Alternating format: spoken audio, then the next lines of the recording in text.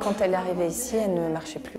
C'est vraiment le CHU de Nantes qui nous a dit « on vous propose les EHAN », qui est un centre de rééducation pour enfants et adolescents. Et c'est là que Cassandra va récupérer toutes ses capacités. Les EHAN, c'est un hôpital pour des enfants qui sont en situation de handicap.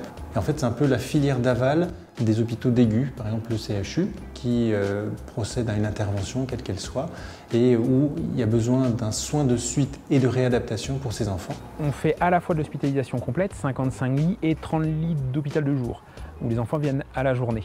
Typiquement, Cassandra, elle vient pour avoir des soins médicaux et infirmiers. Et autour de tout ça, vous avez l'école qui lui permet de ne pas perdre trop le niveau scolaire qu'elle avait avant d'arriver ici. J'ai tous les cours, français, espagnol, maths, anglais. Moi, ça fait 2 mois que je suis ici. Je fais de la kiné, de l'ergo, de la balnéo. On n'a pas le temps de s'ennuyer. C'est une prise en charge très globale. On est très bien accueillis, très bien entourés. Je viens tous les jours ici et des fois je dors quand Sandra elle en a besoin. On a inclus les parents au cœur du projet d'accompagnement. Et ils ont des salles dédiées, la possibilité même de manger sur place et de dormir sur place. Ils peuvent rentrer tout le temps pour voir leurs enfants. L'objectif de l'établissement, c'est de leur permettre, dans la grande majorité, un retour à domicile. On oriente aussi un certain nombre d'enfants vers des IEM ou des CESAD. L'avantage de l'établissement ici, c'est qu'il est donc au sein d'APF France Handicap et qu'APF France Handicap gère 4 IEM sur Nantes et un CESAD départemental. Et on a pu, grâce à cela, favoriser toute la notion de parcours des enfants sur le 44.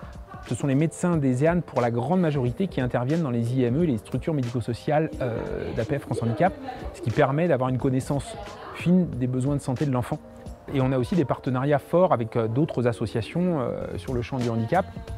On s'implique avec beaucoup d'énergie dans le soin quotidien, mais on ne peut pas faire abstraction des innovations qu'il faut absolument mettre en place dès maintenant. Et du coup, on a des axes de recherche clinique. C'est l'hyperbarthérapie chez l'enfant cérébro-lésé.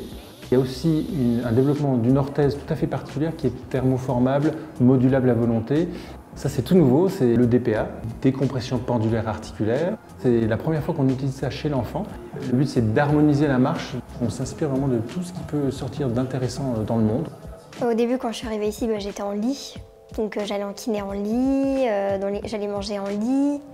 Je faisais tout en lit, parce que je ne marchais pas du tout. De semaine en semaine, les progrès de Cassandra ont été phénoménaux. Le week-end, parce qu'il n'y a pas kiné, il n'y a pas école. On s'ennuie un peu, mais ça va. Maintenant, vu que j'ai des permissions, je rentre le week-end chez moi. Il y a des permissions qui sont du samedi matin au dimanche soir et d'autres permissions qui sont du vendredi soir au lundi matin. Je préfère quand même être chez moi, mais ici, c'est quand même bien. Moi, c'est comme une famille. Je me sens ici totalement en confiance. Puis bon, quand on voit les progrès de sa fille, voilà, on se dit que les EHAN a fait beaucoup pour elle, quoi.